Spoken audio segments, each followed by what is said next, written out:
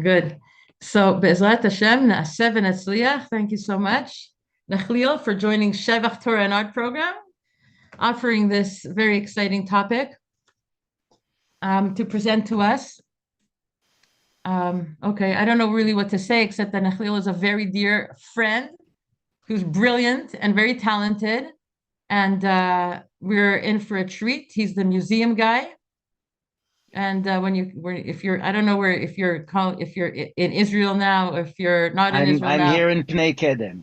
I'm you in know, Gush you're in Etzion. Pnei Kedem, but the Oh, you're the the talking to everyone participants, else. when Yeah. you come to Israel, you're in Israel, make sure to look up the museum guy and take tours with him. It'll be not only informative, but also very entertaining and very fulfilling experience to learn history through his museum tours. That's it. That's as Okay. much as I'm gonna Well, I say. do have I do have virtual tours, and I have one scheduled for tomorrow evening, an hour later than this, called Abraham's Journey from the Ancient Near East to the Middle East. And I have lots of other stuff. So if we can follow up afterwards with a short link to my website, it's all there. It's Museum Tours, COIL. We'll make sure to send that. Let's get started. First of all, thank you very much, Yael. One second.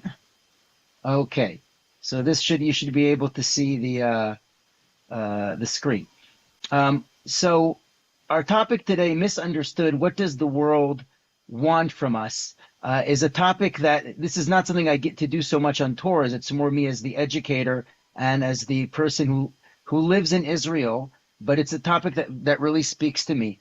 Um, current events have shown us the current event have shown us that the world seems to be obsessed with Israel, and I'm going to focus on at least one article that I just saw, which really brings the statistics. It points out that there's actually a law in the United Nations that in every single council they actually have to mention as an article, like they have to mention Israel, no matter what is on the agenda. It's like it seems a little bit crazy, and yet here we are. So I want to go through some sources, some Jewish traditional sources, which deal with different aspects of what exactly is it that the Jewish people are and represent, and how the world looks at them, and some food for thought about what that means about who we are, and maybe we could finally, find a way for clarity on the level that nobody will doubt, that we are doing the right thing and we're defending ourselves. But even beyond that, like, what is it that we're trying to achieve in the land of Israel? It will be accepted worldwide. So what exactly is that mission? What are we trying to achieve? So let's get into some sources. I'd like to first of all start uh, with the United Nations, of course. So this is the United Nations Hall in New York City. I've never been inside, but apparently on the outside there's a quote from Yeshayahu, which I think this was. I don't think it was Rabbi Beryl Wine, but there was somebody like of that caliber who said that it's that that's the one excuse for the building to exist, is that it has that verse that v'chitetu mizmoroteim le'etim. Basically, they will turn their plowshares into their swords into plowshares, and lo yisa goel goy cherev v'lo yimedu milchama. Nobody will learn war. They will have peace. So like that's the one thing that's worthwhile in the building, that that pasuk. But okay, um, I want to take us from here to some sources. I'm going to present them in Hebrew, and as a native Israeli, it's a lot easier for me, but I'm going to explain them in English, but it's going to stay on the screen. So you see it, I'm not making stuff up. So let's get started. So the first verse, of course, is the first verse, right? Bereshit bara Elokim et hashamayim v'et haaretz. And every child in Jewish day school learns with our beloved commentary from the medieval France known as Rabbi Shlomo Yitzchaki, Rashi. And curiously enough, the opening commentary that Rashi has on the Torah is a very bizarre one when you think about it uh, objectively, and when you think about it in historic context. So the verse goes like this. It's very famous. Amar Rabbi Yitzchak, said Rabbi Yitzchak, is quoting a medrash. The Torah basically should have started from Egypt, from HaChodesh Hazeh announcing that Nisan is considered to be month number 1. It wasn't called Nisan at the time. We didn't go to Babylon yet. We didn't absorb those Babylonian months. But the Torah should basically begin where we receive the first commandment as a nation, the first mitzvah as a nation, HaChodesh Hazeh Lachem. Okay, ma ta'am patach beBereshit? So why open the Torah with Bereshit, with in the beginning of the creation of heaven and earth and so on? Why do we need that? Very simple. Mishum koach ma'asav v'gid lamo letet lam nachalat goyim. There's a verse in Tehillim that says that God has announced His strength, His might to His people to give them the inheritance of nations. Okay, so what does this mean? This means, Amar Rabbi Yitzchak. So this means she'im yamru umot haolam leYisrael listim atem. If the nations of the world shall say to Israel, "You are a bunch of thieves who have conquered the lands of the 7 nations," they will say to them, the entire land belongs to God, because the creation story is supposed to prove that. Hu bera'ah, so God created it. And He gave it to the one who it is right in His eyes to give it to. So, God gave it to whoever He pleases. He gave it to them, took it from them, gave it to us. Everybody's happy. Can we go home now? Right? And the truth is that this is it's a very curious argument, because it seems to remain arbitrary, because it doesn't seem to give a justification for God, so to speak, usurping the land of the other nations and giving it to us. It's basically just saying God is the creator of the heaven and earth. He can do whatever He wants with it. Okay, but He's too big to argue, so we're just going to have to begrudgingly accept that. Like, what exactly is the argument here? And Ramban, Nachmanides, actually goes into a lengthier discussion on what this could mean, because this is an insufficient answer on that aspect. But I'm putting that aside. That's a conversation for discussing commentary. Think of the objective story, the story that he's telling objectively. The nations of the world will come to Israel and say, "You are thieves." What does that actually mean? Right? We're so used to hearing Chazal speaking in this kind of language that we don't pause to think, wait a minute, what do you mean nations speak? Like, in what context? Where? In what setting? How does a nation express a will in such a way that it can gather with other nations and come to, like, what? Like, all of Israel is standing there and the world's pointing? Like, what exactly is the scenario? It is such a strange thing. So I try to create, using AI, because I'm having a lot of fun with this stuff, to create an image that sort of shows the world all preoccupied with Israel. And basically, for whatever reason, they have all these filters where they say, like, you can't do hate speech, you can't do this, you can't do that. So I had to play around with it till I could get something that somewhat represented what I was trying to do. So I just met a cocktail party where everyone's celebrating Israel in some kind of way and whatever. I did some fun stuff I wanted you to see. But the nations of the world gathering together. And you realize that everything in this picture, and I'll show you a few more of them. Here's some more. Everything in this picture is completely fantastical, right? But the nations of the world, the flags, nation, the concept of nation as we think about it today is more or less an 18th century European invention, the idea of nationalism, right? And there are those who claim that Zionism is simply an expression of nationalism. It has nothing to do with the religion. Like, you can go back and forth on all these things that people are arguing pro and against Israel. I'm not getting into that. But the concept of a nation having an expression which can speak and represent the nation is a very novel idea, which is completely beyond the reality of medieval France. Right, when Rashi wrote his commentary, why would he think to write such a thing? What could this possibly mean? Right? So we have a lot of fun with this, right? And like with these pictures, with these ideas, today we sort of take it for granted, right, that the world seems to have some sort of obsession with Israel. But I'd like to take us now to finally, this is a great picture, this one, but to take us to the United Nations, because the United Nations is, you could say, if you had to give it a name, it's called in Hebrew, Ha'umot HaMe'uchadot.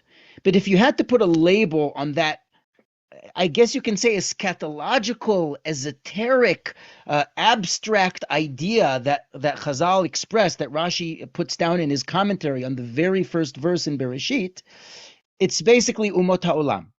the nations of the world. The nations of the world now have a format and a forum for which to express their wills in an international setting. That itself is an incredible thing. This is the United Nations website, and you can see that what they're dealing with, what's on the side. Here is UNRWA, and I have a hard time pronouncing UNRWA. They're dealing with mourning our colleagues killed in Gaza, right? Like, this is what's on their mind. Now, there is an article that by Jake Simmons, which is it's behind a paywall, but it's worthwhile reading, by The Spectator, and it's talking about like getting into the statistics, the data, like really, really solid stuff, showing you that the United Nations is practically obsessed with dealing with Israel. And it's just an incredible sign of our times that we live in a world in which this abstract idea expressed in Rashi in this weird, bizarre kind of medrash it's just describing our reality. It's simply the reality we live in. Yes, the nations of the world get together, and all they can talk about is Israel is a bunch of thieves who stole the land from the Palestinians and their and occupation and all that stuff. And you sit there scratching your head. Like in this article, he's talking about how there's people talking about the massacre of the Uyghurs outside, and inside, like, I'm sorry, we're gonna have to wait with that. The order of business has to be Israel. Like, seriously, have you nothing else to deal with? And it's an incredible thing. And while I'm not going to come here and give you a magical answer to why this is, I would like to examine a few key sources that deal with who are the people of Israel, the Jewish people, Israel, who the world is obsessed with, because it clearly has this historic context to it. You can't detach it from the history. Like, everybody who's involved knows that this really has nothing to do with a land territory. It's not a land dispute. It's not a territorial dispute. The territorial dispute is, if anything, an adjunct to a much deeper discussion. Now, before I get into the details of our sources, I just want to make a disclaimer that from a Torah perspective, there are a few important players that are seen of having a very profound impact on the global stage as it interacts with Israel's expression in the world, and that is Yishmael and Amalek. And I don't intend on getting into those at all. I'm focusing on the positive, which is Israel. But it is worthwhile mentioning that there is a lot of sources on this, some from more like mainstream Chazal and some more like Kabbalistic stuff, but there's a lot of stuff that deals with Yishmael as understood in the Torah and as they express themselves on the stage of world history and interact with Israel, as well as Amalek, whose most recent expression can arguably be the schools of postmodernism, who basically have tolerance for everything but intolerance, meaning that if there is an opinion that says here is truth with a capital T, and by therefore other things are not acceptable, that's the one thing we will set out to destroy, even at personal cost. That's how Amalek is understood in Torah sources. If you want a good movie that really expresses that idea, that's the Joker from, I think, 2009, Batman: The Dark Knight Rises. Like, the Joker character there fully embodies Amalek on a deep Chazal level. It's quite an incredible movie to see. I'm putting that aside. Let's go into Avraham, our founder, very much in light of the most recent parashot. So we have the story of Sodom. In the story of Sodom, or Sodom and Amorah, Sodom and Gomorrah, God is about to destroy this wicked hive of scum and villainy, as we say about Mos Eisley, if you're following the Star Wars saga. And before it is destroyed, we know that God prays. God talks to Abraham. Abraham prays to save the city of Sodom. But the interesting thing is the soliloquy, where God sort of turns to the audience and says, I shouldn't go ahead and destroy Sodom without first talking to Avraham, because Avraham is XYZ. And then he goes ahead and destroys Sodom. Now, that's a very fantastic detail, And here's what it says, and this is the key. So, Vashem amar mechasani ma'Avram asher ani oseh. Am I going to cover up from Avram what it is that I'm doing? After all, Avraham yeh legoy gadol ve'atzum v'nivrechu bo kol goyei haaretz. Abraham will one day be a great and mighty nation, and all the nations of the earth will be blessed by him. Ki yada'ativ. Now, here this word yada is going to come back in the end of this class. It's a very important word, which we generally translate as knowledge, like yedi'ah, yodea, or mada, science, but it really has to do with connection. Just like we find with Adam and Eve, vayida Adam et ishto, it's carnal knowledge. It's like a deep knowledge. I know you in a deep level, a very deep way. Ki yada'ativ. He's saying, I know Abraham. Leman asher yetzaved banav et beto acharav v'shamru derech Hashem. I know that he will command his children and his household following him to preserve the way of God, the derech Hashem, la'asot tzedakah u'mishpat, to do justice and righteousness, leman avi Hashem al Avram et asher diber alav, in order that God shall bless Abraham with all the good. So in other words, there's this concept called the path of Abraham. And this is what I would like to trace and then take us at the very end to the promise on the land of Israel in this context. So let's take a look at a few sources that have to do with this way of God.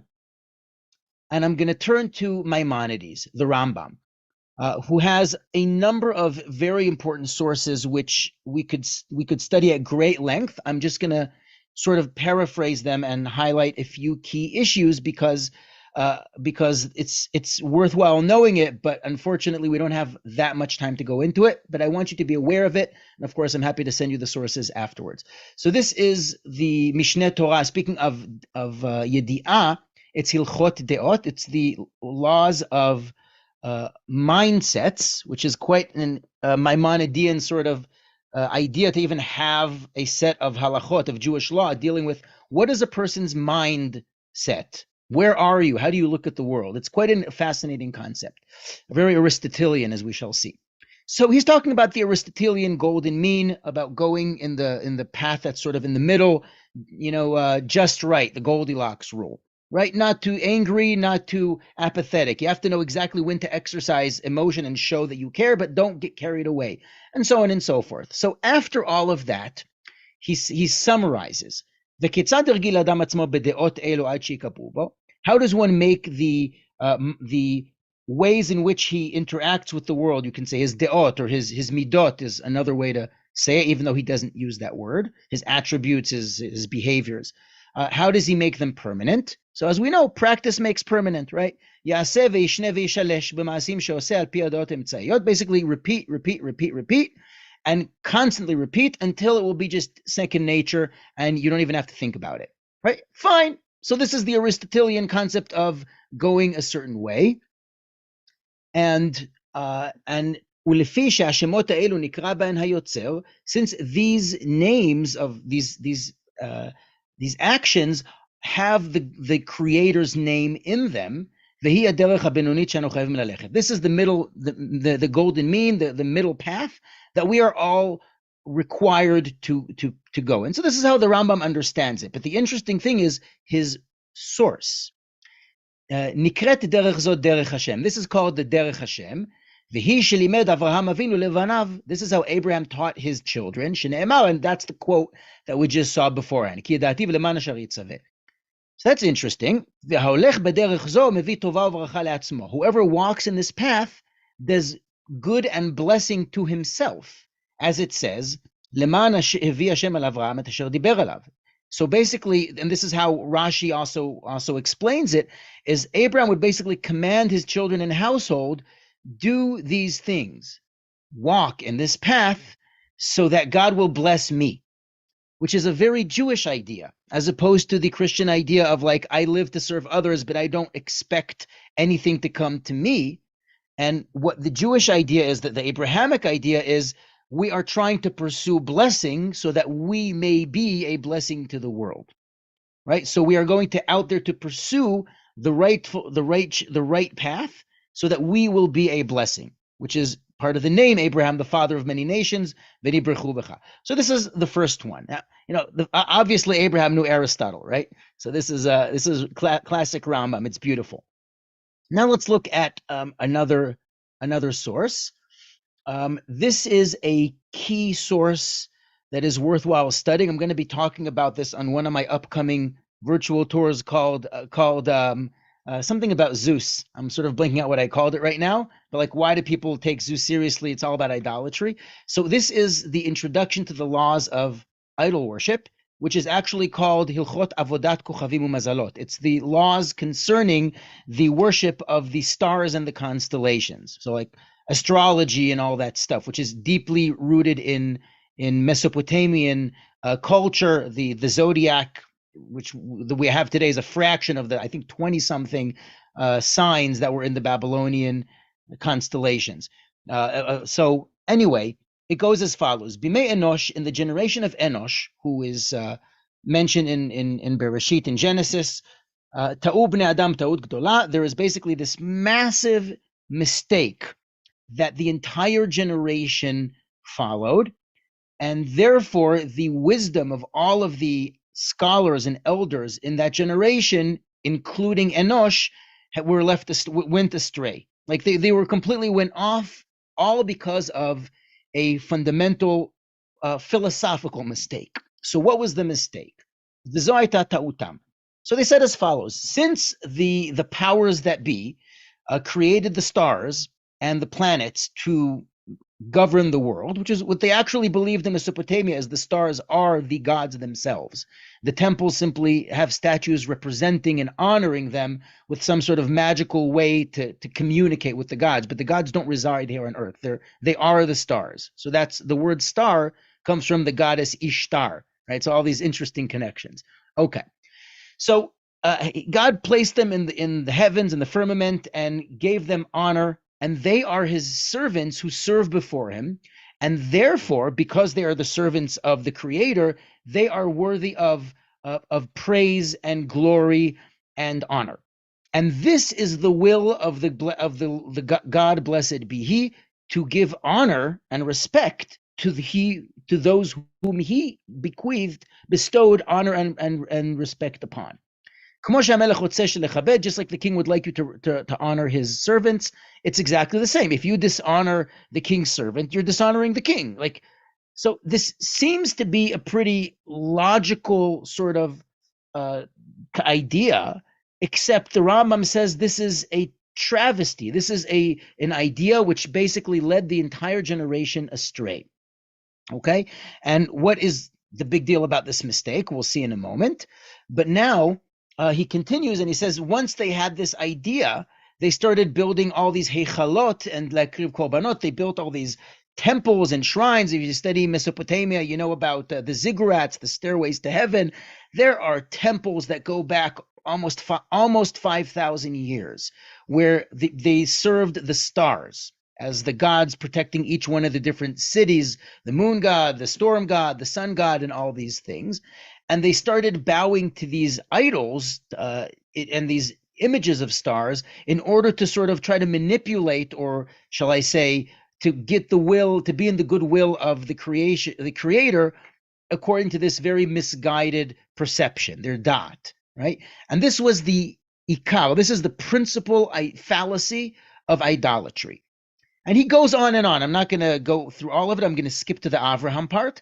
But the basic idea, and the reason this is a mistake, even though it sounds very sound, because, I mean, imagine, we're talking about an entire generation, and not even a generation, we're talking about throughout the world. This is ubiquitous. What is so wrong with this idea? It's very simple. Because when you're talking about the idea of, when you think in Maimonidean terms, a primal cause, the God who is the source of everything, the power that created the universe and keeps it going, there can't be a way to serve God which is the same way to serve a servant. Like, you can't. There isn't. How do you serve God? There isn't a way to. What does God want? It isn't an entity that has any lacking in need. So acting as if it's a human and therefore saying I will bestow honor upon it in a human way is a slippery slope to forgetting what you're dealing with when you're referring to a primal, the primal existence or primal cause, or whatever you want to call it, right? In Rambam's word, it's Matsui Rishon, the primal being. Anyway, this idea was sort of lost, and it goes on and on for generations. And then we have the new character on the stage of world history, Avraham. And it goes through his story. I'll skip around a little bit. As he was weaned, so he's like, 2-3 years old, he started wandering in his mind. The shotet b'da'ato v'hu katan, but he's a small kid, he's an inquisitive kid, he's thinking day and night, and he's wondering, how is it possible that the planet's always turning, but there's nobody spinning it? It can't spin itself, and nobody really taught him. He's sitting there, mushka be'ur kasdim, ben ovdei kochavim atipshim. He's sitting there with all these idiots in Ur Kasdim in Mesopotamia. He is just completely absorbed in that culture. He and his father and his mother and all of his generation, they all worship these gods. Right, but he's always inquisitive. His mind is somewhere else, and at a certain point, he sort of understood. And I'm like fifth line from the bottom lines. He attained a knowledge of the path of truth, the derech haemet, and the line of justice, just through his logical exercises, and he understood that the world must have some sort of primal God, which is on top of or behind or driving everything. And he knew without a shadow of a doubt that everybody was wrong and that their mistake is their form of idol worship. And basically, he sort of understood this on his own. So this is our introduction to Avram from a traditional Jewish view. Right? Even though some of this stuff is sort of in the subtext, it's not written, in the Torah in this particular way, but we're putting it together. This is how we look at Avraham as the founder of monotheism. Okay? So this continues, and when Avraham reaches the age of 40, ben 40 shana akira Avraham et bor'o. So he's basically, it took him a lifetime to finally actually come to the proper conclusions and know his creator. And that's when he started a movement. He started arguing with the people in Ur Kasdim and debating societies and destroying the idols. All of that happens then. Like we're used to thinking about Abraham as a teenager in his father's workshop, and he breaks all the idols. Like, no, he was 40 years old. And his father's like, my son's having a midlife crisis, right? Like, what's going on here? So he started arguing, and at a certain point, the king wanted to kill him, and he had a miracle. He had to run away. He ran away halfway across Mesopotamia to Haran in Turkey. And he does the same thing there. And he's making announcements and debate societies, and he walks around and calls people from city to city, kingdom to kingdom, until he makes his way to Canaan, as it says, Vayikra Sham Hashem Hashem El Olam. So he basically has a movement. And we're going to see towards the end that the movement ends up sort of taking the backstage and isn't as important as you'd think it is. But it seems to be like, this is it, right? This is the next best thing. Now, long story short, he instructs his children who instruct their children, and they make their way eventually. Once you have a nation of people who know God, they make their way down to Egypt, and somehow or other, it's almost completely lost. They make their way to Egypt, and it's almost completely lost, this concept, this idea, this core idea that they've been preserving for several generations at this point, which Abraham put a tremendous amount of effort. Most of his life was gathering all these people. Where are they? There's nobody there. Suddenly they're all gone. Like this principle which Abraham planted was almost uprooted. The children of Jacob almost went back to the mistakes of the world and their misguided way. So because God loves us and kept the promise to Abraham, Asa Moshe Rabbeinu, he created Moses, who is the rabbi of all the prophets, and sent him. It's a very interesting way to contextualize the Exodus story, not the one you think it's about. וכיוון שנתנבא משה רבנו, as Moses prophesied, ובחר השם ישראל לנחלה, so God chose Israel as his inheritance, הכתירן במצוות, he crowned them with mitzvot. And what's the important thing to take away from all of this story, which he skipped all the fun stuff in Egypt? הודיעם דרך עבודתו. He made it known to us that there actually is a path, a way in which to serve God, which we had no justification for until now. And what's the laws of idolatry or the worship of the stars and all those who follow that? If you think about it, these are the first commandments, right? You shall not have any God upon me. Do not worship anything, any image in this heavens and the waters. So fine, this fits. But it's a very strange way to present the entire Jewish history. You could say the birth of our nation as all in terms of this initial concept of God's unity, which was rediscovered by Abraham, preserved through his children, almost completely lost, and then made permanent in the world through Sinai. It's like, that's it? Like, what about Paro and Egypt and the 10 plagues? No, this is what matters. Now here is where, ladies and gentlemen, there's a beautiful chazal. I didn't have the time to put it here, but there's a beautiful chazal which talks about Har Sinai, and it says, why is it called Mount Sinai? Even though it's the name of a region of a mountain, but still it also has a midrashic quality, and that is Shemisham Yeradas Sin'a La'olam. Sin'a sounds like Sinai. Hatred came down to the world from Sinai. In what sense? In this sense, in the sense that until you have a revelation in which God says, well, there actually is something which is real and everything else is nonsense, everyone can claim that, God spoke to me. God spoke to me. This is the way to serve God. This is the way to serve God. I serve him this way. You serve him that. We'll all get along, right? As soon as those blessed Jews come here and start saying, well, actually, there's a right and wrong, and some of this stuff is just nonsense, you can imagine that a lot of people are going to be unemployed and are going to hate you. So hatred comes down to the world from the very concept of the notion of truth, as opposed to just like my truth, your truth, subjective ideas that we hear thrown around today, which have a lot to do with postmodernism, right? The reason that Jews are attacked so much, at least subconsciously, and this is actually a quote by Adolf Hitler, Yamach Shemo, is the Jewish conscience, is that Jews basically make it difficult to just live our lives because they're always trying to challenge the cultural norms. We're a counterculture, right? We're like almost a destabilizing force, saying like, this isn't good enough. We have to do better. We have to destroy this and build something, like just let us be. So this is a very, very deep idea, which has to do with Abraham, right? So we're going to tie it together soon. I just want to go through two more sources before we get there, some really fascinating stuff. So we have I already did this. Oh, this is a really, really good one.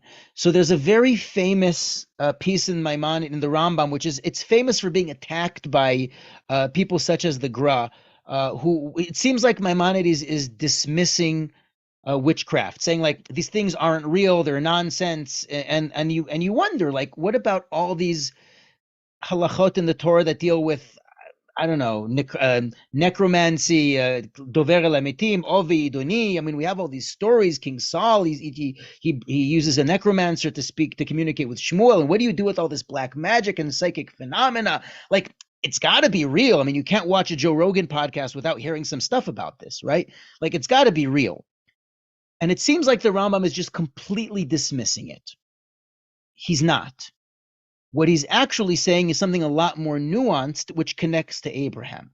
So I'd like to go over this source. It's really worthwhile because it's connected. So he summarizes at the end of the 11th chapter, after going through some halachot, where he actually defines what different types of witchcraft are. And he actually differentiates between a person who is committing real witchcraft to a person who just looks like they're pulling a magic trick. In other words, he acknowledges the reality of it. Now he says, these things are all lies. And the word kazav is a key word, because the word kazav means literally inconsistent. Like, for example, Ma'ayan asher lo yechazvu meimav. Like we have a spring whose waters don't falter. And when Chazal talk about Bar Kochva, who was known as Ben Kozba, they ended up saying, nah, he's a koziba, he's kazav, he's false, right? Like he didn't really give, he faltered. He had his moment, but he faltered. So what is it that we're saying about this idea of witchcraft, which is deeply intertwined with idolatry, of course, right? This is basically things which were taught to the masses by idolaters in order to basically have them follow, to gain following. It is inappropriate for Israel, who are wizened wise ones. It's like a double chachamim, to be drawn into this nonsense. And don't even imagine that there is some sort of utility that will come from it. As it says, this is a quote from Bilam, which we'll get to later. And it continues with these sources, okay? So he's basically dismissing witchcraft and wizardry. We still like Harry Potter. But he's saying, anybody who believes any of these sorts of things and imagines in his heart that they are true and wise, except that the Torah simply outlawed them. In other words, they're real, but Torah said don't do it. Okay. Whoever thinks that, he's basically an uneducated person. He's an idiot. He's basically like people who aren't educated, right? In his time, he said nashim v'ktanim because usually only they didn't have an education.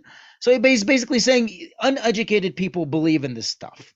People who have wisdom and clarity of mind will know absolutely, with absolute certainty, that all of these things that the Torah outlawed are not wisdom that is simply banned. It's not the forbidden book section in Hogwarts, but rather tohu vehevel. It is complete chaos and nonsense that imbeciles have basically followed. V'natshu kol darkei ha'emet biglalan. All of the pathways of truth have been abandoned because of these ideas. Umipnei ze amra Torah k'shezir al kol elu ha'avalim. And therefore, when Torah warns us against these things, it says, Tamim tihiyeh im Hashem Elohecha. Be wholesome, not naive. Tamim can also mean naive. Be wholesome with God your Lord.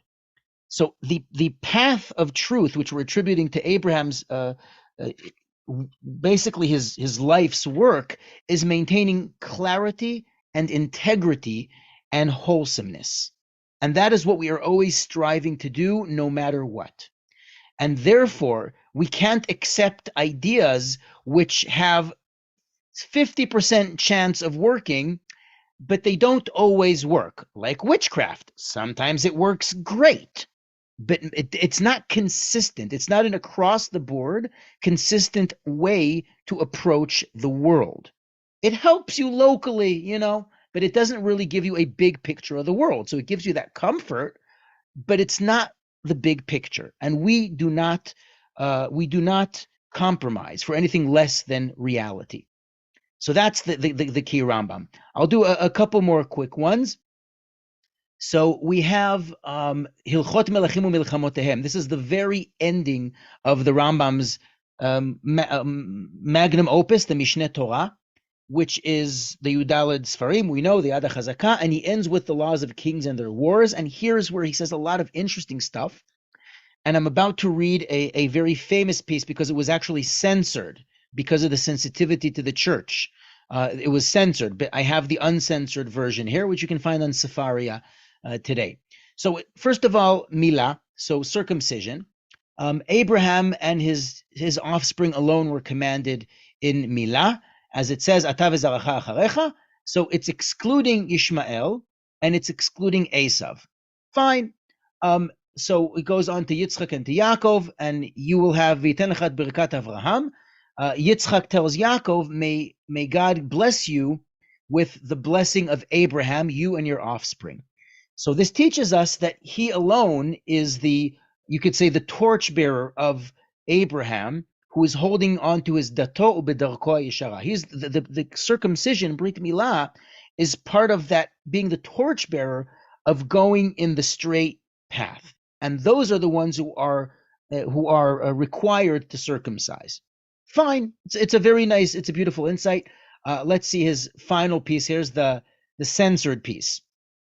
So now he gets into what are the signs of knowing that someone is, let's say, the real savior, the Messiah, the Mashiach, right? Well, the question is, did he succeed or did he not? Ve'im lo itzliach ad כה, או נהרג, בידוע שאינו זה שהבטיח עליו תורה. If he died, it sounded like he was doing great, but then he got killed and he failed and he didn't achieve the mission of restoring Israel's sovereignty on their land, the whole thing, then he's not the one who the Torah spoke about. But he's kechol malchei bet David hashlemim. He's like all of the great, wonderful kings of the house of David who died. And the reason he's there is, listen, there's something we got to go through. There's a nisayon, and whatever it is, it's going to get us closer. But it's not that. And he quotes from Daniel, from the visions of Daniel. Here is the censored part. Af Yeshua hanotzri shedima sheyeh Mashiach. Jesus the Christian, or the Nazarite, who thought that he would be the anointed, v'neherag bebetin. It's very interesting. So he was killed by Bet Din. So you can imagine why this would be censored, because it's basically outright saying, yeah, the Jews killed him, or basically condemned him to death and then went on and, got Pontius Pilate to kill him, whatever it is. Kvar nitnabe bo Daniel. He was actually referred to in Daniel, as it says, Ubnei paritzei amcha yinasu lamid chazon v'nichshalu. There will be some people in your nation who will try to sort of create this vision and bring it to fruition, and they will fail. Like, is there a greater failure than this, that millions of people think that this is the guy, right? And he brings people and he strengthened them, and he ended up causing insurmountable death and destruction and diaspora and humiliation, and switching the Torah to something else and fooling most of the world to serve someone other than God. So this is a disaster that came out of this. So we'll continue. There's a little bit more of the censored part here below. So he's saying, listen, mysterious, or if you know Neil Gaiman, ineffable are the ways of the Creator. No human being could possibly understand them, because we don't think in the same way that God does. But all of these things, including Yeshua HaNotzri and Zeha Ishmaeli, this Ishmaelite is referring to Muhammad, who followed him, all are there to clear the path for Melech HaMashiach. So in other words, Jesus and Muhammad are mentioned as contributing to the end goal, liyasher derech lemelech HaMashiach, uletaken et ha'olam kulo, to fix the entire world, la'avod et Hashem biyachad, so everyone will serve God together. As it says from Tzefania, basically, I will turn to all the nations in a clear mouth to call to everyone to serve God together, right? How is this possible? Here's how it's possible. Look, everybody knows what the concept of a Messiah is. In other words, there is a human being who will manage to have some sort of international recognition of the unity of God. Okay, that's already done. Like, Jesus and Muhammad achieved that. It's maybe the wrong message, it's the wrong Torah, but the concept itself didn't exist in the Roman Empire. What do you mean, like a vision of the end? You just live your life and, you serve whatever God it is, and you end up going into these fields of whatever. Like, there isn't a vision of the world going somewhere. The world now takes for granted that the world is going somewhere, and you can't separate that from monotheism, from Abraham, from Am Yisrael, from the Jewish people. This is the message that we brought to the world, and the Western world has been transformed by this. Right? And I'm going to give you an example from a very famous Chinese martial artist named Jet Li. Some of you might know him, Lethal Weapon 4. He's a great guy. And I remember reading about, on his website, he spoke about the first time he worked with a Western Hollywood director. Now, in Chinese movies, I've seen a lot of these old Chinese movies. They don't really have like a climax, a build-up, drama. They're sort of like, lots of crazy martial arts going on forever, and it's really cool to watch. This director sat Jet Li down and had him watch a National Geographic movie about how a lion is about to pounce some gazelle. but it's the buildup and the drama. And you can imagine the narrator with his voice that I can't imitate about the antelope is completely oblivious, and the lion moves forward, his prey senses this like build up, build up, build up, build up. We're going somewhere. That concept doesn't exist in the Far East, right? There's just like karma and like things go on forever and you meditate and you reach inner peace. There isn't a direction that the world has to go. So Israel basically is to blame for this concept of putting so much pressure on, like making the world go somewhere. I'm like, just let us be, right? It's an incredible idea. So anyway, he's basically ending up this. We're going to get to our last source in a moment, but Rambam is basically saying they have cleared the path by basically laying down the foundation for this concept. Except once Mashiach will come, they'll know that they were given, like they were sold false ideas. But at least they'll be open to slight tweaking. Okay, fine. So that's the Rambam. Now let's get into our final piece. I'm going to skip this one. Here we go. So this is also something I made with AI. Had a lot of fun with it. So Avraham has this vision of the stars. God sort of takes him out. So I made it Abraham like looking out, and God says, look at the heavens.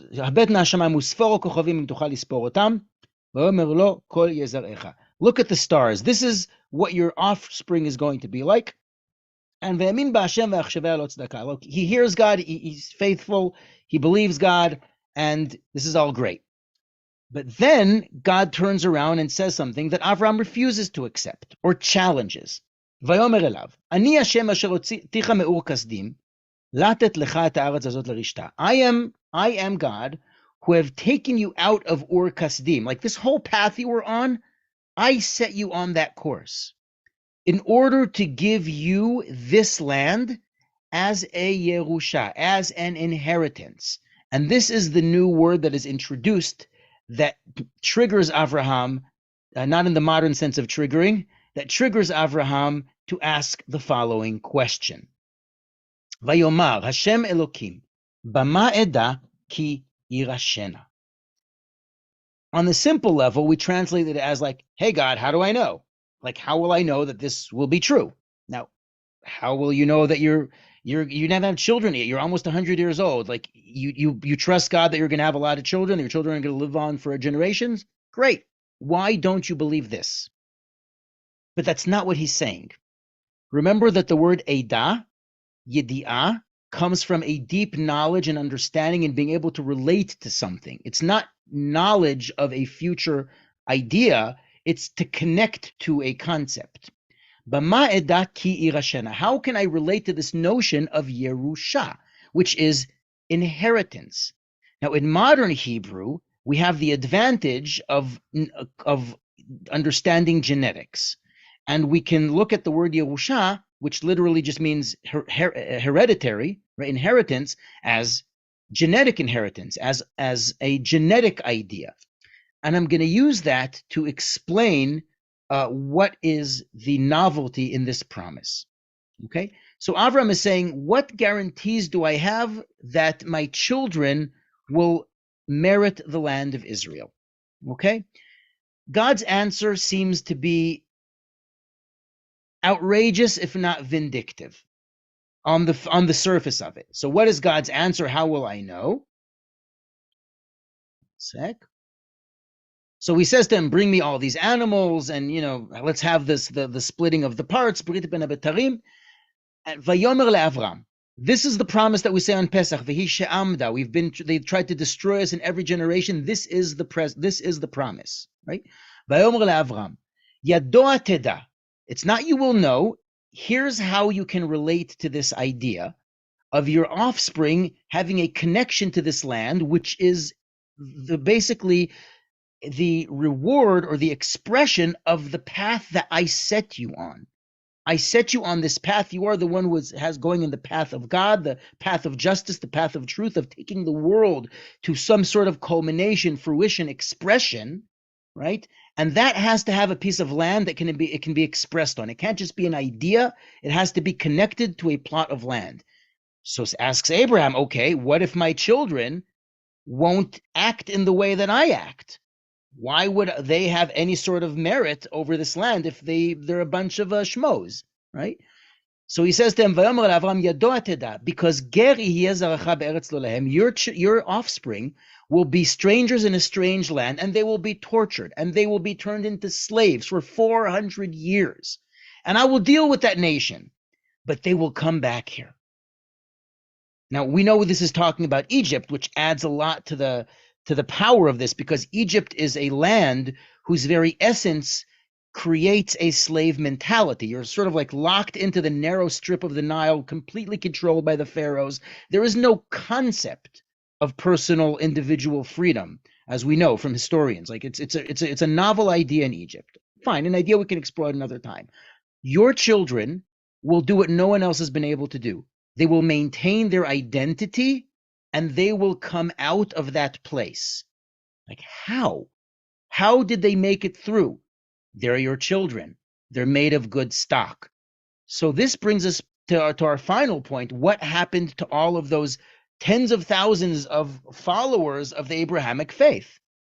Well, that's all very nice. They joined the club when it was popular, but Abraham's children are his real achievement. Because Abraham, and this is a really profound insight, is that Abraham's achievement is not just an intellectual one or a philosophical one, but Abraham is the expression of the earth itself, which needs to go on this path. So he's part of the world. This is where the world needs to go. You are an expression. We see this in terms of genetics. The Mishnah in Pirkei Avot says as follows. I'll end with this. Asara dorot me'adam ve'ad Noach. There are 10 generations between Adam to Noach, and we trace one to the next one until we get to Noach. And then 10 generations minoach vad Avraham. And Avraham comes, v'natan natal schar kulam. Abraham comes and basically makes it all worthwhile. In genetic terms, we can say that there's basically a gene that is being carried by each one of these generations, and that's what we're trying to trace through the chaos of billions of people. We're tracing that gene, which will express itself and validate and vindicate the entire process. And now we can finally start talking about humanity. Because all the wonderful things that have been achieved are great. But if humanity isn't going anywhere and doesn't have a way to express itself, then what's it worth?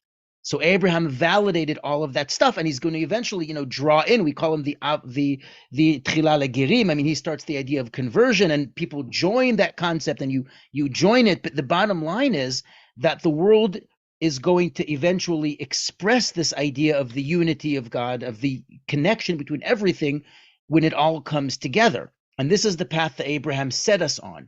So something to think about is, you try to prove through hasbara, through public relations, that the world is acting towards Israel with a double standard. And we are sometimes naive enough to think that if we just manage to prove it sufficiently and really document it, that will make somebody change their mind about us. But it won't. And the reason that it won't is because of who we are. Of course we're going to judge you differently than everybody else. You are different than everybody else. We look up to you. That's what it should be. We're trying to show, and this is why we have such an incredible amount of responsibility. Everything that we do has to be perceived the right way. And it's so difficult for us to do things that anybody else wouldn't hesitate about. But we are looked at with a completely different standard. The world recognizes it. It's time for us to recognize it. But the world recognizes it. This leaves us with a lot of questions, but I hope that it gave us some clarity as to the path that we're on, and the profound privilege it is to be part of this story that's actually a story that's ongoing, and it's actually going somewhere. Thank you very much. That's my really, I can say, almost personal thoughts on the matter. I'm sure that you can disagree. I'm open to questions, but I would really be, like, these are my thoughts. I hope that it gave you something to think about. Okay. I found it unbelievably enlightening. Great. I love the way you followed the path from Avodah Zarah to giving the world a direction with the concept of Hashem and Mashiach. The novelty of that idea and how necessary it is. I'd love for people to unmute themselves and feel free to ask Nachliel anything or any comment. You have some comments in the chat. Here, Nachliel, I'm if going you to want to take a read them. look. I also added on the chat right now some basic information, my website, social media, and email. I think that should be enough. If you search the Museum Guy Israel, you'll be sure to find me on any platform you look for me. YouTube, whatever, it's all there. Okay, happy to take questions. Can I give a source to the UN requirement to mention Israel? The source to mention, it's in the it's in the Guardian article. Hold on, hang on. Let me see if I can pull it up for you. Give me a moment. In the meanwhile, Yael, if you would like, if you can read me the questions from the chat. Okay. I'll post it in the chat right now. Here it is. Okay, I'm posting for everyone. Here's the Spectator article that lists the UN Article 7 on requiring Israel to be mentioned. I put it in the chat. So Esther is asking, the engineered gene pool is not biologically given dor ledor until the daughters of Yaakov, Dina bas Yaakov. Esther, maybe unmute yourself and tell us what you mean. Kulam tzadikim, ein psolet. Right. I'm saying there's a lot of discussions about that. Right. That we have, like, with Abraham, we have Ishmael and Yitzchak. Right. With Yitzchak, we have Yaakov and Esav. With Yaakov, we have the 12 Shvatim. Right. And we also, in terms of the genetic, notice that Abraham and Yitzchak are always careful to go back to Mesopotamia and bring in the other branches of the family. Right. So they're preserving that. Kiyem el aviv el bet mishpachti telech. Right, you have to go back and bring someone from my family, preserving that. Okay. I don't know what she was referring to. Let me see. They were looking for the right midos.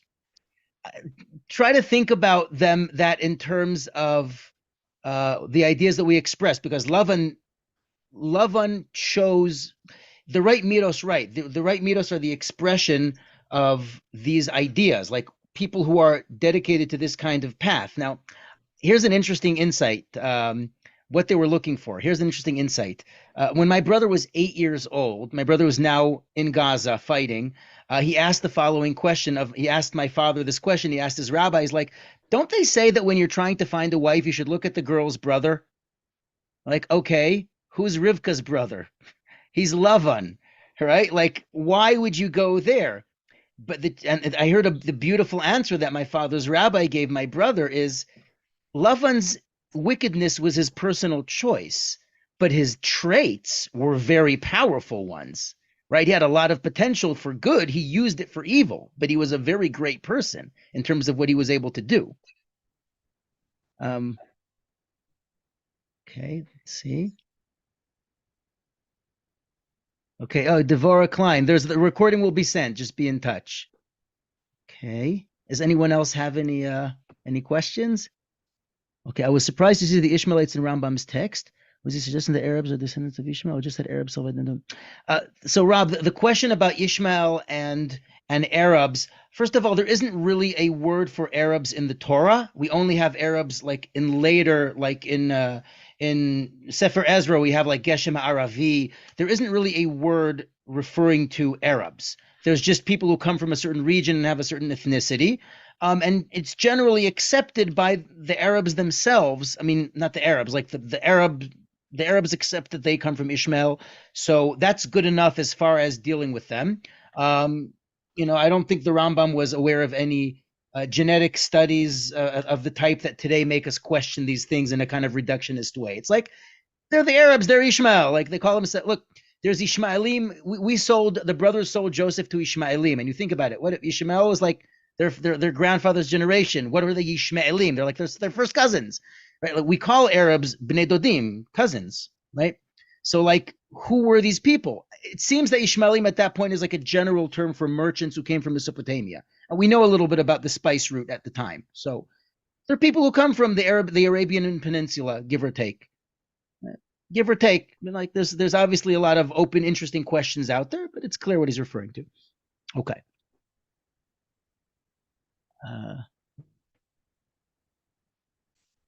Okay. Thank you very much. Maybe we'll do this again. Okay, it's a pleasure. With another topic.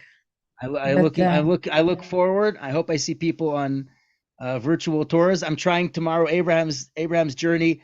So far, nobody signed up, but if people sign up, it's going to happen. It's going to be fun. It's a way to talk about current events a little bit with connection to Abraham. There'll be some overlap, but it's a virtual tour as opposed to a lecture. Anyway, thank you all for joining. It's been wonderful spending time with you learning Torah about current events. thank you so much. All Looking right. forward to sharing this again with you. Where's the link? Hold on, someone is asking where's the link. I'll To what? post To it. Abraham's tours? To the virtual it's so tour? if you go onto my website, it's going to have there. It's going to say virtual tours. Click on virtual tours. It's there. Okay. Okay. Thank you, Mindy.